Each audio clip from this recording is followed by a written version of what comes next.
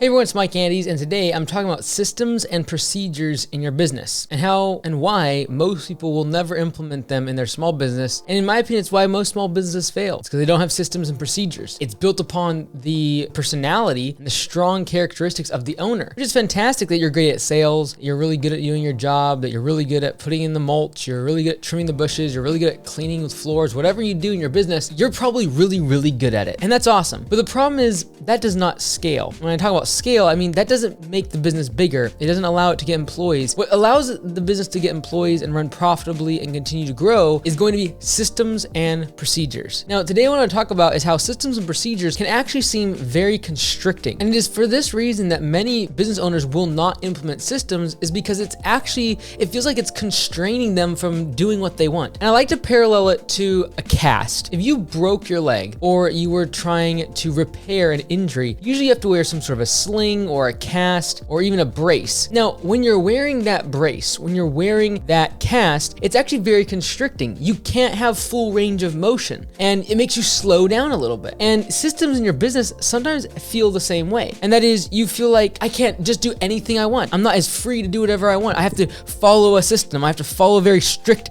rigid path that is called a system or a procedure. And that's like a cast. It doesn't allow you just to move your arm anywhere, or your wrist. If you have a cast on your wrist, like, you can't move it anywhere. It's like, okay, you can only move it laterally, right? These are things that make the bone grow back healthier. These are things that allow the bone to grow healthily without deforming it or potentially leading it to growing in a way that is weak and could potentially break again. And in fact, when a cast is removed, although the muscles around the bone at first are weaker, over time, because that bone heals, if it heals correctly and is given time and it has that cast on it, it actually grows back stronger than it was prior to the breakage. And so what's very important in your small business is realizing that as you're growing your business, you're like a bone that is developing and growing. And if you just let it grow haphazardly, it will grow faster. If it has full range of motion, yeah, you'll get more done. But if you, without that cast, without that restriction of like, hey, this is the system, this is the rigid way to do things, then you can absolutely lead to growth too fast, leading to damage, leading to injury. Or if you have certain weaknesses in the business, like profitability, a bad culture, some employees that are not good, having that wound, having that injury without a cast of systems really makes the business be injured long-term and potentially even fail. Now, I say this because at Augusta Lawn Care, we have almost 100 owners that have started their lawn care business. And the ones that I consistently see struggle are the ones that try to have full range of motion. When you join a franchise like Augusta, there are certain systems, there's procedures, there's ways that we teach doing things. And I understand that can seem constricted to an entrepreneur, because as entrepreneurs, we like free range motion. We like being able to do what we want, testing what we want, trialing this, giving this a shot. And when it comes to systems and procedures, it can seem like, man, like, no, I don't want to do it that way. But when systems and procedures are made, when a cast is put on, you have to have trust in the doctor that put on that cast. So what I have to tell our franchisees at Augusta, and what you will have to tell yourself, regardless if you're in a franchise or not, is the systems and procedures that are set up in my business are there to protect and make sure that the business grows healthily. Not the fastest, not done in the way that allows the most range of motion and going here and doing this and trying this out, but the system is there to make sure it grows at a steady, healthy speed and protects the bone, the business, the organism from damage. And you have to remember that if that bone, if it doesn't repair correctly, it can lead to the entire organism being deformed. It can lead to the entire organism failing. It can lead to the entire organism becoming sick. And that's what happens in many businesses, because they allow the culture of their business to grow without any systems. And they don't have an employee handbook. They don't have something that's signed by the employees of what is approved and not approved by the business. And they don't have a system for onboarding employees and marketing to find new employees. Because there's no systems involved, because there is no processes, it makes the business grow and fast and